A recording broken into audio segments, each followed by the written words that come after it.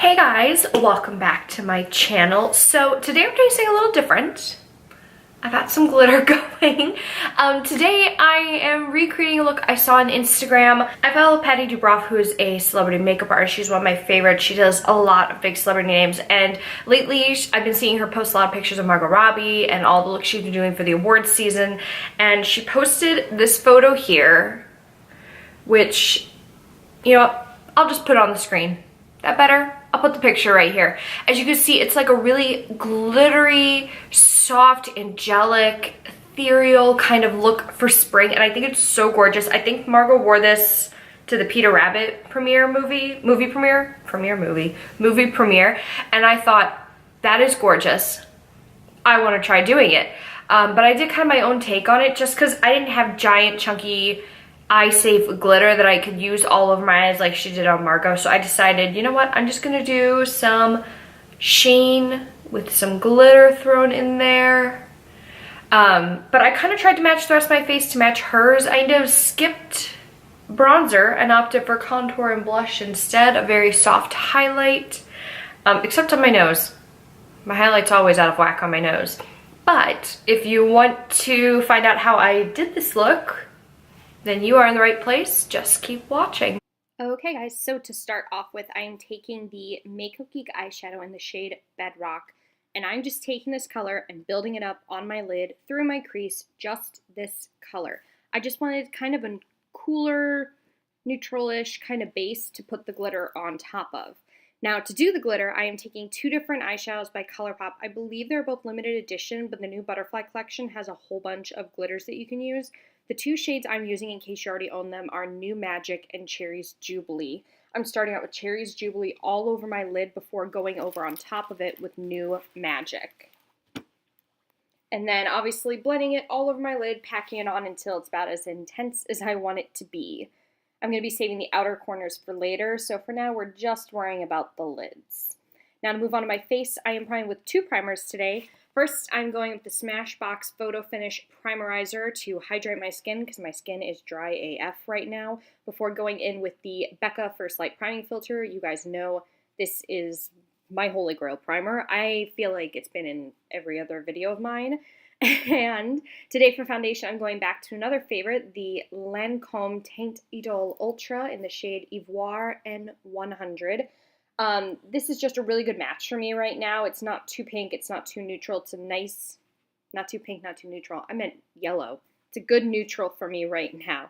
And I'm just applying that all over my face, building up the coverage until it's kind of covered everything I need it to, before going with some Shape Tape, because I felt like being very extra with my coverage today. I don't know what to say. I'm highlighting under my eyes as well as my forehead, and I'm making the space on my forehead a little bit bigger to kind of be able to mimic the effect that the photo shows of Margot's forehead. Obviously, we're not the same face shape, so it's not quite the same effect, but this is me just attempting to try and do it. And I am blending out today. I didn't mention before, I'm using the Flower Beauty Sponge. I mentioned this in my spring makeup haul. This is definitely becoming a favorite sponge of mine, guys. It's a little squishy, but I like him. And then I'm taking some of the Kat Von D Lock-It powder, and I am just pressing this under my eyes using the sponge before going in and contouring. So I'm using a drugstore contour palette today. It's the Wet n Wild MegaGlo contour palette, and I'm using mine in the shade Dulce de Leche. I'm just contouring with this Real Techniques brush, and then later on I'm going to be using the highlight side to set my face again. For blush, I opted to go with the Lorac Buildable blush in Tinge. If you are a pale person, this is a beautiful pink blush to use. It just gives the most natural flush to your skin. I swear to God, I love this blush so much. I love all of these, but you know. And here I go. I'm just taking the highlight side of the Wet n Wild palette, setting my under eyes, my forehead, my nose, my chin, everywhere that I highlighted, just to give a little bit of a more amplified effect of the highlight. Plus to, you know, contrast with the contour. For my highlighter today, I'm using the Lancome Dual Finish Highlighter in 01 Shimmering Buff. I wanted a highlighter that was a little bit more subtle, not quite as metallic and intense, because she didn't look that way in the photo. It looked very soft and glowy rather than blinding and metallic. And obviously setting everywhere else. before deciding to continue with the eyes. So since I'm using more of the ColourPop shadows, I waited till I finished my face to finish doing this part. So this is me just kind of creating the outline that I want that wing to create, you know?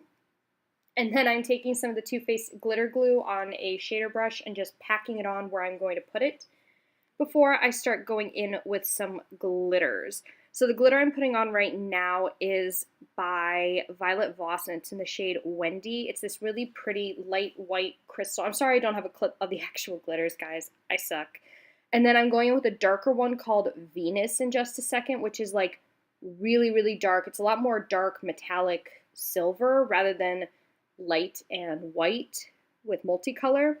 So I went over on top of it with some more of the ColourPop shadows before doing my mascara. So I opted to use the Benefit Roller Lash today. Super easy, super simple. You can throw on false lashes if you want to. I just decided to, you know, be really ridiculous and build up my lashes. As you will see in the next clip, I went really crazy with the mascara. I just didn't want to show you all of it. And that is it for the eyes. Super easy, guys. And for my lips, I'm going with the Bite Beauty Amuse Bouche in Sugarcane. And then I am taking the, oh, I'm not even there yet. What am I doing? Getting ahead of myself. This is just a nice, you know, pink lipstick, perfect, before going in with, because I was getting ahead of myself, Jesus, the Lorac Alter Ego lipstick in Foodie. Guys, it's back. It's made its return. I can't help it. This lipstick is going to be making a lot of appearances this spring and summer. I can feel it. So that is the finished look. Obviously, you can create the wing as dramatic as you want. This is just how I chose to interpret. So that is it. This is the finished look. Glittery, sparkly, perfect for spring. Perfect if you have any kind of, I don't know, do gala events. Prom. This would be good for prom, actually. If you want something a little bit different. You don't necessarily have to extend the glitter that far out. You can end it like here, but that'd be interesting. Ooh, by the way, submit to me down below if you have any requests for prom makeup. I mean, I kind of want to do a video where I recreate my own prom makeup. I really do like this, actually. I don't normally go for entirely pink lips like this. Normally I need a nude or something going on here, but I really do like this. Anywho, y'all know the drill. If you enjoyed this video, please give it a thumbs up. And also be sure to hit the subscribe button down below. Would love to have you join my YouTube family. If you want, you can follow me on all my other social medias. I am KOBeauty58. You can follow me on Twitter and Instagram. I don't have a Snapchat, and apparently nobody uses it anymore anyway, so go me. Be sure to leave your questions, comments, concerns, suggestions for this video and future videos down below. I like hearing from you guys. I enjoy reading your comments. And I want to thank you so much for watching. And I will see you in the next video. Bye!